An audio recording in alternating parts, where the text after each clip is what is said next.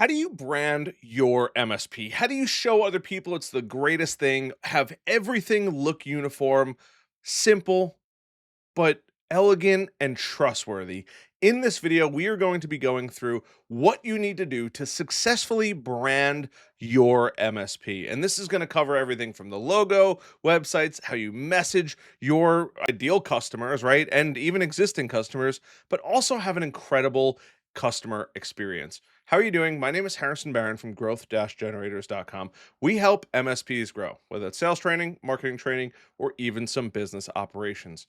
Before I get into today's video, I do want to mention just one really quick thing. If you head over to our website, growth-generators.com, we have a bunch of different things on here, but specifically the one in this video I would love for you to pay attention to is if you hover over resources, you'll see here there is an entirely free Discord. If you click on that, you'll be invited into our private Discord. It's completely free, but it's for everyone that wants to take their MSP to the next level. Now, if you're serious, you want the training, you want to work directly with me with some mentorship and some guidance, you could check out our program, MSP Heroes. But people are loving the Discord, and I still can't believe I'm about to say this. We are well past 1,000 members in the Discord. So truly, one, incredible, but two, I want to say thank you to everyone who has joined the Discord.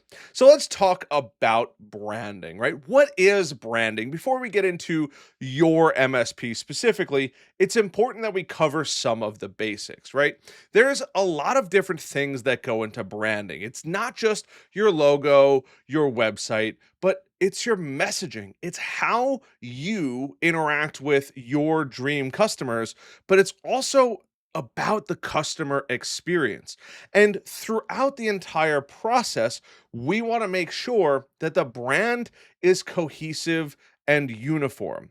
And when I say the brand is more than a logo and a website, Pepsi paid millions of dollars for their new logo. And you could go in and see that they made a whole public thing about it, but everything down to the gravitational pull of the Pepsi logo, but that still doesn't quite make the company. It's just the logo. There's everything that goes with it, the language that they're using, how they're using it, how they want to be perceived by future and existing customers. But it's important to build a strong brand because it helps build trust and credibility. And those are the two most important and probably hardest things to earn in the MSP world. And the difference between branding and your logo is your company ultimately and your brand helps build your logo. Your logo doesn't build the actual brand itself. And it's important to keep that in mind. For example, if you just came up with a really, really cool logo, I'll use mine as an example at Growth Generators, right? We have our little purple up here. We have a little rocket here, and then we have the white with Growth Generators. And while that's a cool logo, and fell in love with it the first time I saw it, it's not the entire brand. There's so much more that actually goes into this.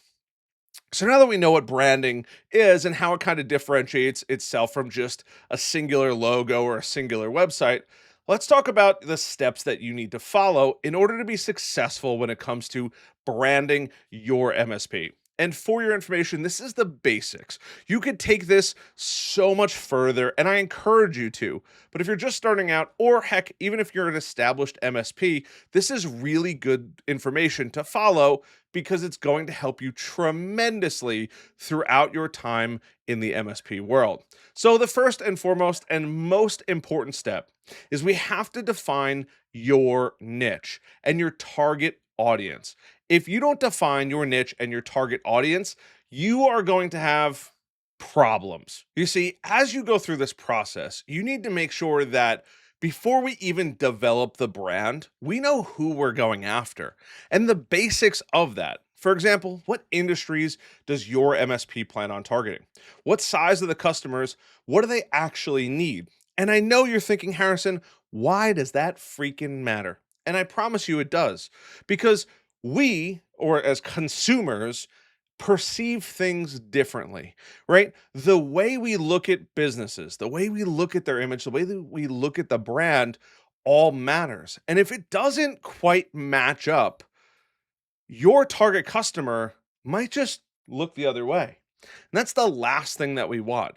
We need to know who we're trying to go after so that way we can start adding in the branding throughout this process. So the first step is defining your niche and your target audience, your ICP, your ideal customer profile. And if you'd like, I would recommend heading over to growth-generators.com/resources and grabbing a buyer persona and filling that out if you haven't already. And I will leave a link down below for that. Now, step number 2 in this process, and I hope you're taking notes, is craft a unique value proposition. Explain what you do, how you do it, and how you plan to communicate with your dream customers. That way they can understand you, your business, what you do. And you're probably thinking, well, Harrison, I want to make shiny, nice little colors on my website. And I totally get that. But we have to know what we're actually offering because as a consumer, they're going to look at you and your branding. And if they don't realize who you work with, how you work with them, and the unique value proposition that you offer, the coolest logo and the nicest looking website on the planet is still never going to convert. I promise you, it's probably one of the number one things I hear when people ask about branding for their MSP inside my membership program called MSP Heroes. Now, step 3 is choosing a business name. Now, you probably already have a business name, but if you don't, you want to pick something that talks about that, right? That really would grab somebody in your dream target customer would see that and say, that is, I know what they do based on the name. Now, you can get crazy and you can make up a new name like Rolex or something like that, but it's important to just know these things. And then you want to start working on, after you have a name, your visual identity. And this is where, once we have that value proposition and we know who we're targeting, then we can go into the design phase of step 3. We have to start working on a logo that kind of explains what we do. Now, the logo isn't going to match directly, but there's plenty of great MSPs out there that are getting super creative when it comes to their actual logo. Growth generators, right? We have a little graph that goes up to the top right. In this case, potentially on you guys are looking at it as the top left. I don't quite know, but that's important. We want to show that we're growth for you guys. And then inside of our website, we clearly identify our unique value proposition, the niche, and target audience. And I recommend you do these as well. Having a great name helps tremendously. And then your visual identity, the color schemes, the fonts, keeping it simple yet professional, making sure that the colors aren't overly aggressive. I know that sounds kind of crazy. And think of tech colors, right? Thankfully, in our world, we could get away with quite a bit, but think of nice, inviting colors. We don't want to be super punchy, but we don't want to fly completely under the radar, too. There's plenty of great designers out there, whether you're going to Fiverr, you're working on Upwork, or you're working with a local branding agency near you.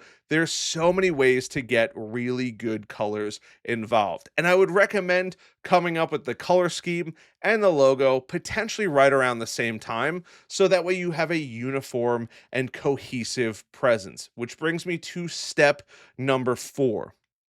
After we know our visual identity, the color schemes, the fonts, logo design, kind of the way we want to write, right? Almost the style of writing that we would like. Step number 4 is creating a cohesive presence, especially when it comes to digital. Yes, you're still going to be mailing some things out potentially, but we need to focus on our website because that is our 24 by 7 by 365 salesperson. We want to also focus this on social media, on our emails, obviously all around our website, but truly anything that a customer could visually see or read is really important because you always read something and you're like, yeah, that sounds like that. Yeah, that sounds like that company would do that. That's the best thing. You want to think about that. How do you want your brand, your company to be perceived by other people? And do you want it to be insanely and instantly recognizable to people. This is really important. So let's talk about some strategies for you to implement. And this is another step process here, but I wanted to make sure I broke it down so it's easy for you to take and run with it. If you're rebranding for your MSP, or if you already have an MSP and you're like, you know what, I need to make some tweaks and updates to it, this is going to be a great section of the video for you. And if you've made it this far, I would really appreciate it if you just took a second to hit the like button, the subscribe button, and the notification bell. It helps build the channel tremendously. I love seeing it. Truly, it makes me the happiest in the world. And if you learn something, you're going through this process, leave a comment down below. I read every single comment. I promise you that, and I answer every single one to the best of my ability. So step number one is we have to make sure we audit our current brand, especially if you're coming up with a rebrand. Now, you might have some kind of stuff in the works, but we want to audit it, right? Look at your stuff from a consumer perspective, right? We want to make sure that our logo looks great, our website is well designed, and our overall presence speaks, hey, this is my MSP. And the nice part is if you're not sure, ask friends, ask family, ask business acquaintances, and heck, if you really want to take it to the next step, you could even ask ChatGPT. It can visually go through your website and read the text and see the layout, and it'll give you some pretty good feedback from it. Now, step number two, and this is probably the most important step throughout this process, is you have to make sure that your messaging and your positioning is done correctly. Now, even if you're an established MSP and you're like, my marketing isn't working. No matter how much money I spend, it's not working. I've sent out hundreds, thousands, and thousands of cold emails. They're getting opened, we're getting traffic, but nobody is converting. It's because your messaging and your positioning stinks. You have to make sure that the brand that you're building, the company that you're building, speaks directly to your target customer. If your customer goes on your website and can't tell within 10 to 15 seconds who you are, what you do, how you help them, the rest of everything else, the hours and hours and hours you spent talking about how you provide the greatest service on the planet and the best backup, literally does not matter. It's trash because that visitor doesn't know who you are, what you do, how they're going to benefit from working with you. They're not going to look any deeper. If they can't figure that out right away, it might as well be a complete waste of time. You have to update your messaging and the positioning of that so that way when your customer sees it or potential customer sees it, they feel confident when they decide to reach out to you, and giving them some kind of basic opt-in to just earn a little bit of trust. Now, step three is a visual refresh. Now, this could be your logo, which in many cases, most of your logos are, believe it or not, quite good. But making sure your website is easy to read, it's easy to find information, and you're going to consistently work on this forever. So don't think at the end of this video, I need to spend all night working on these things. I promise you, it's something that you're going to work on and work on and work on and work on.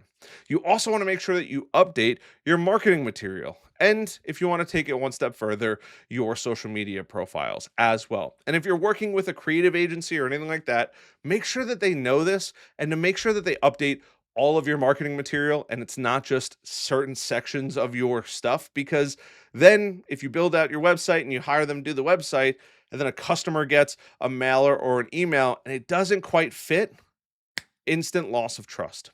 And then step four, if you feel entitled to it, announce the rebrand, but you have to announce it effectively.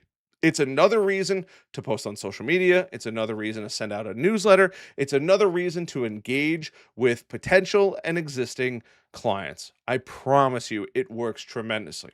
Now, if you're thinking about doing this and you're thinking about working on your brand for your MSP, I want to give you some quick little tips because you all know I love putting the best things at the end of the video. Is you have to maintain consistency on and offline. Truthfully, you guys know that I wear hoodies, t-shirts. This is who I am. We're pretty laid back, but we know what we do really, really well. And we have some insane client insane client testimonials. That's who we are. You're never going to catch me in a suit. Truth be told, it's just not who we are, and it's not who I want to be. And that's okay. You have to be willing to admit that. I recommend you invest in client focused content, case studies, testimonials, and how you've helped customers. Even if it's not a case study specifically where you're getting feedback from them and you're tying it all together, share with your target customers how you help them, how you make their life easier, so that way they can find it and ultimately read it. Regularly review your business branding. Doesn't have to be every 6 months, it doesn't even have to be a year, but it could be every other year. Your business is gonna grow. Things are gonna change. It's important to consistently keep working on it.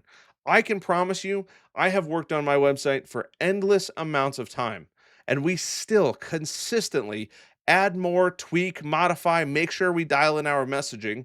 It's also part of what we do and teach, but it's important to know that this is not a I'm going to spend a bunch of money and I'm never going to have to deal with it. Or I'm going to invest a bunch of time and I'm never going to have to deal with it again. It'd be a nice dream. This is something you're going to work on regularly for a long time. And if you want to, involve your community, your target customers, your existing customers, people that you trust as spheres of influence, and ask them for feedback regularly. Hey, can I buy you a cup of coffee? I'd really appreciate it if you took 15 or 20 minutes to go through my website. Just give it a read over. Tell me what you think. They'll tell you. I've had the best feedback come from friends, come from family, and come from clients saying, like, hey, this is not quite exactly how it should be, or this is a little strange. You might want to rework on this. It's the best feedback ever. Nobody's perfect. I'm the first one to admit that. That's why it's a consistent process that you have to go through. And just some quick mistakes to avoid. Make sure the messaging is consistent across the board. Whoever writes it, if you have a writer, let them write all of it. If you don't have a writer and you're writing it all, make sure you write it cleanly, cohesively, and it sounds like one person wrote all of it. Don't overcomplicate things. It's not that deep. Don't overcomplicate your logo. Don't overcomplicate your website. Make sure it's clean, simple, and easy to read. And even more importantly, easier to understand. And don't ignore feedback. Trust me, people, I like to think, have the best intentions mostly. They're giving you feedback because they want to help you succeed.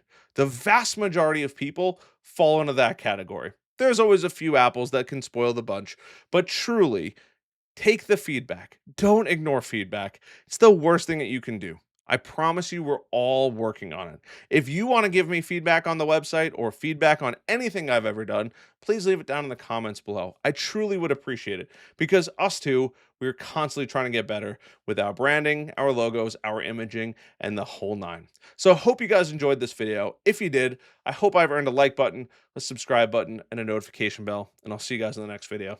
Till then.